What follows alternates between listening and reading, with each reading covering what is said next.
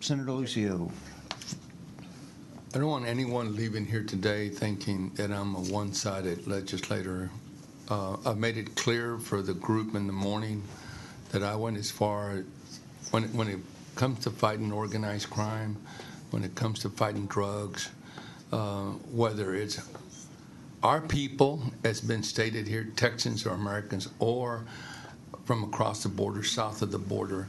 I went as far as joining some of my colleagues in support of the National Guard sitting up, not the Minutemen, but the National Guard sitting up in that area based on their ability to do surveillance and the using of their technology, etc.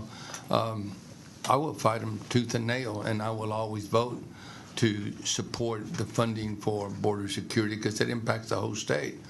But when it comes to those that are being exploited, as you well know, and those that have meant something to this state, my best friend was a Republican that died about a year and a half ago. He built homes in the Houston area mainly. Mr. Bob Perry told me a dozen times when we visited that he couldn't thank the Hispanic or Mexican people enough for making him a multi-millionaire, coming here, carpenters and plumbers and bricklayers and everyone else that had done so much to make him the man he was and to have a thriving business that he had. He had 2 orphanages, one in Matamoros and one in Central America, that he started not as an old man, but as a very young man. I respected him more than I can ever express to anyone because of his generous heart. And he was right.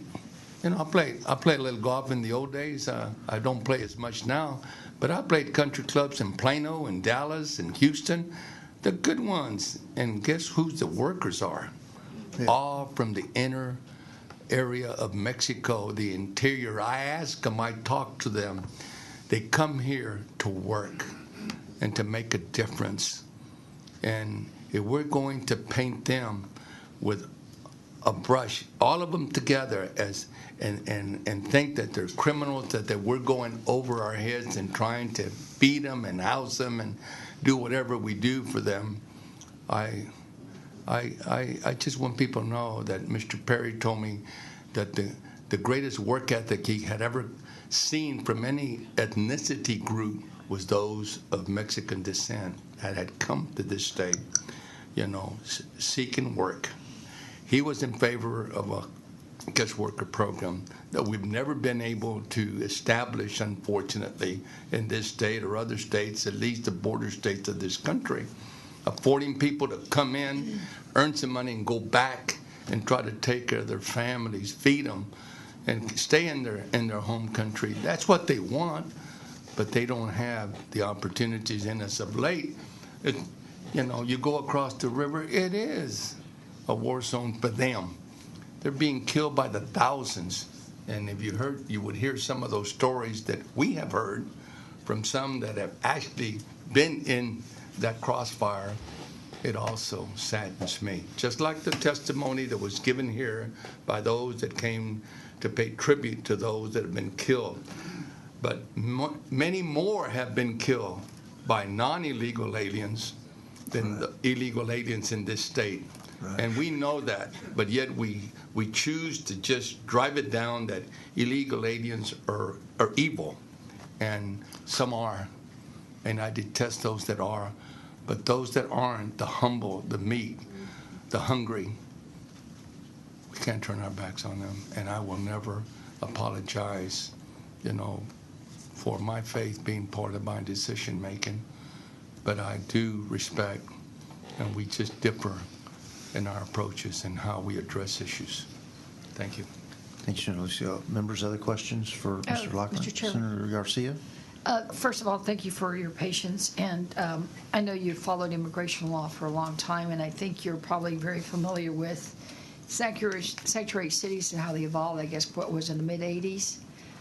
In your opinion, are there any sanctuary cities in the state of Texas today? I'm not aware of any cities in the state of Texas. I think this issue has been demonized, that there's a big question about something happening elsewhere or these resources being taken in different directions. But I am not aware of any municipality, any city, any town in the state of Texas where those who have committed crimes, state crimes, are shielded or protected from prosecution. Right.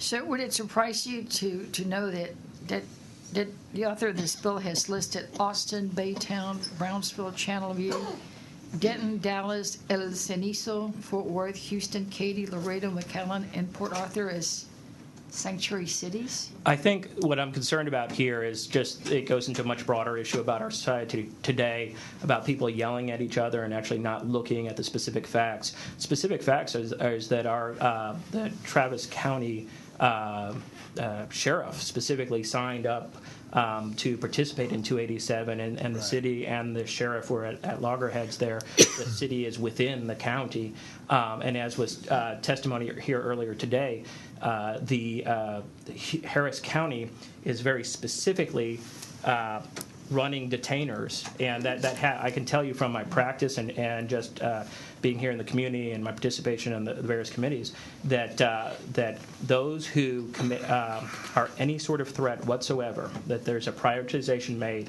that if a U.S. citizen would get out on bail on some sort of event that involved injury to others or had moral turpitude, the alien, legal or illegal, will be detained and actually put in. We have private jails from Correction Corporation of America. We have them in Hutto. We have them a little bit past New Braunfels, between New Braunfels and San Antonio. Then we have on the other side of San Antonio, we have all these private jails for individuals who are being detained with the possibility that they might be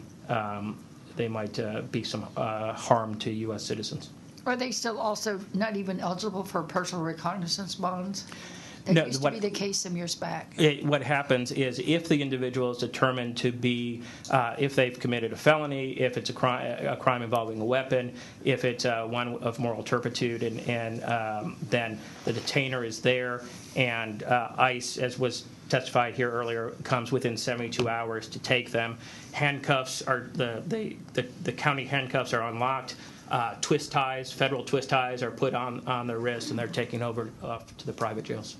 So this whole notion that they're going to flee and go back to escape prosecution is we had some testimony earlier today, and it's awful, absolutely awful, and it happens that individuals flee, but U.S. citizens flee to Mexico as well. U.S. citizens flee to Canada to avoid prosecution. U.S. citizens flee to Europe. There was some in the news just last night that he had plans to flee to Cuba.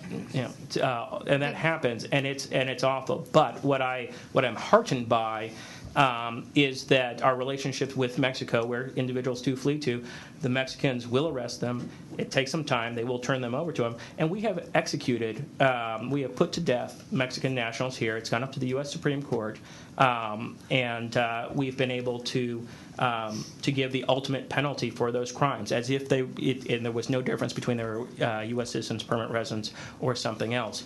The problem that we have here is that Mexico is a sovereign state. They do not have the death penalty. In order to comply with extradition, as we heard in testimony today, the prosecutor had to agree not to pursue the death penalty. That leads to the extradition, and thankfully, I think Senator Lucio was talking about the fact that he, which I fully support, that this individual will never see the light of day if prosecuted, will not be subject to parole, will not be subject to probation, and it'll be a real life sentence, and I think that's an appropriate outcome. And just to spell another myth or fiction, how many countries are represented in the Houston area that you've seen? Because I know everyone thinks Mexico, but in reality, Houston is a true international city. I got to Houston in 1972.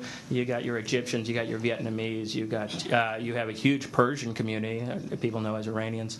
You have, I think it's something to 135, 180 different nationalities. The medical center in Houston would not be what it is. It's the one of 5 premier medical centers in the world: London, Los Angeles, New York, and Houston. And I'll be going to my father's oncologist on Monday and seeing a very prominent Indian immigrant to the United States who's doing a wonderful job with my father's bone marrow cancer. So you said there's about 185 countries? Yes. It's a truly international city. Every continent is represented in the Houston area. Okay, thank you. Thank you, Senator.